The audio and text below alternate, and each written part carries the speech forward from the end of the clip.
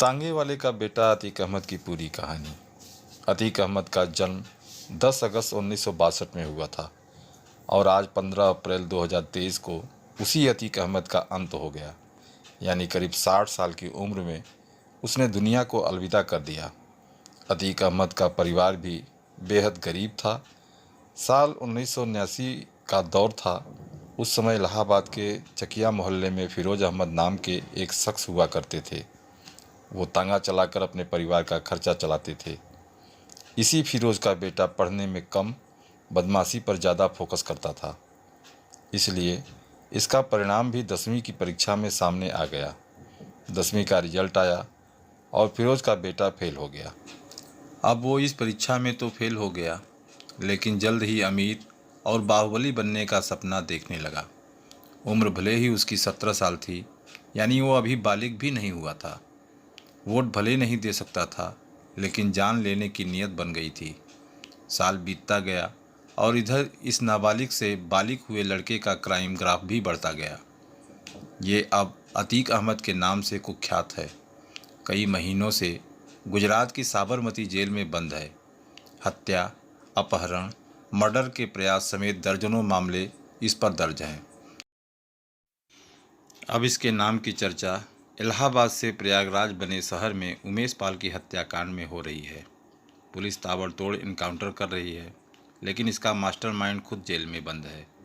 उस मास्टरमाइंड अतीक अहमद की आखिर क्या है पूरी कहानी, आइए जानते हैं। अतीक अहमद कैसे बना बाहुबली डॉन, कैसे अपराध से राजनीति की दुनिया में आया, इसे पूरा समझने के लिए चलते हैं। अब से करीब साल 1987 के आसपास की बात है। इलाहाबाद शहर में चांद बाबा का दौर था। उसके नाम से लोगों के मन में खौफ पैदा हो जाता था। क्या नेता और क्या कारोबारी, सभी चांद बाबा के नाम से ही खौफ खाते थे। आलम यह था कि पुलिस और नेता इस चांद बाबा को मारना तो चाहते थे, लेकिन हिम्मत किसी में नहीं थी। अब 2 साल का वक्त गुजरा और अतीक अहमद का दबदबा बढ़ने लगा, लेकिन कोई बड़ी पहचान नहीं थी।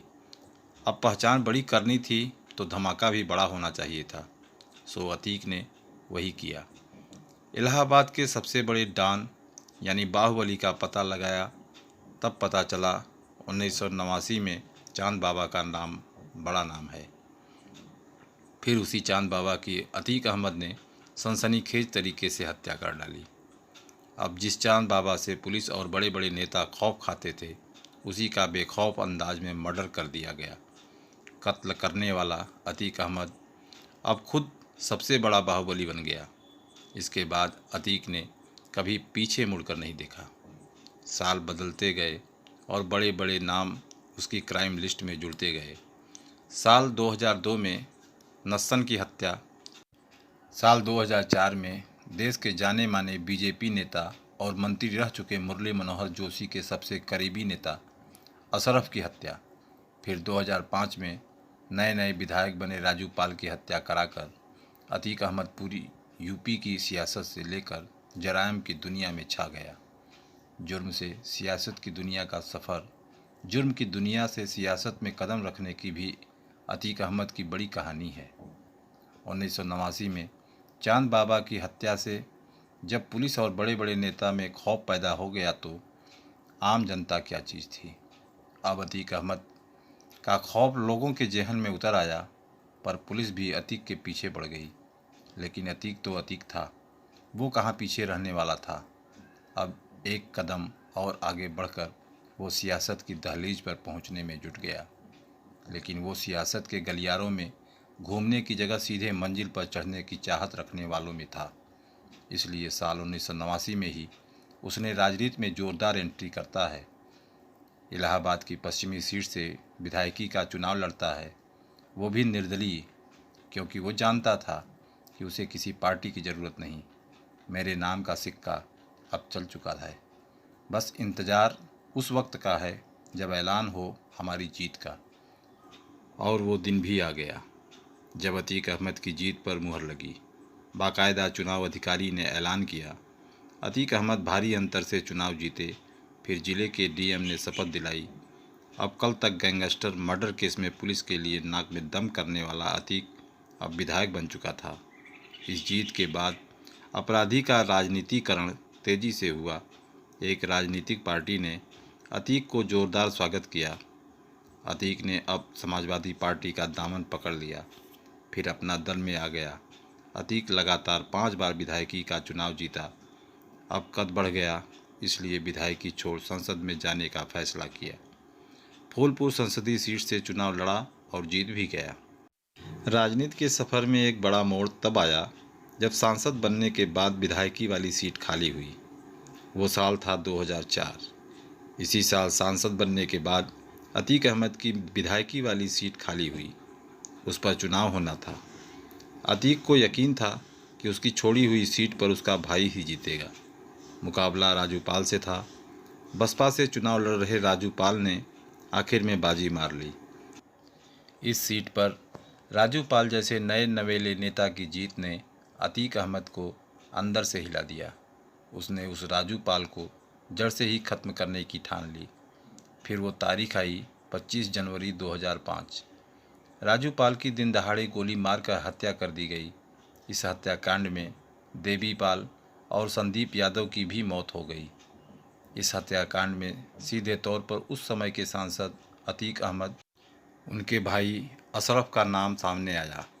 अब अतीक अहमद का जुर्म की दुनिया में नाम और बढ़ गया, क्योंकि उसका मुकाबला करने की हिम्मत अब कोई नहीं कर सकता था। यहाँ तक कि जज भी हिम्मत नहीं जुटा पा रहे थे। ये वाक़या है साल 2012 का। उस समय तक अतीक अहमद जेल में बंद था। चुनाव लड़ने के लिए उसने इलाहाबाद हाई कोर्ट में ज़मानत के लिए अर्जी दी, लेकिन उसका खौफ ऐसा था कि हाई कोर्ट के 1 या 2 नहीं बल्कि कुल 10 जज फैसला लेने से ही डर गए। इन 10 जजों ने केस की सुनवाई से ही खुद को अलग कर लिया। अब आगे भी कुछ कम खौफ नहीं था। 11वें जज ने सुनवाई तो की, लेकिन फैसला अतीक अहमद के पक्ष में ही दिया। यानी अतीक अहमद को जमानत मिल गई। अब जेल से बाहर आकर अतीक अहमद ने चुनाव लड़ा, लेकिन उसका दबदबा अब पहले जैसा नहीं रहा। वो चुनाव हार गया और हराने वाला कोई और नहीं, वही राजू पाल की पत्नी पूजा पाल थी, जिसकी 2005 में हत्या कराने के जुर्म में अतीक अहमद जेल में बंद था। इसके बाद 2014 के लोकसभा चुनाव में फिर से अतीक अहमद चुनाव लड़ा, लेकिन इस बार इलाहाबाद से नहीं बल्कि श्रावस्ती से। पार्टी थी समाजवादी पार्टी, लेकिन हार का ही सामना करना पड़ा। उस समय बीजेपी के नेता ददन मिश्रा ने चुनाव जीत लिया। इस तरह बाहुबली अतीक अहमद का कद लगातार गिरता गया, लेकिन एक बार फिर से अतीक अहमद यूपी की सियासत और अपराध दोनों की दुनिया में चर्चा में आ गया था। लेकिन आज 15 अप्रैल को अतीक अहमद का अंत हो गया। तो दोस्तों, अतीक अहमद की कहानी यही थी। चैनल पर नए हैं तो सब्सक्राइब कीजिए, लाइक कीजिए। धन्यवाद।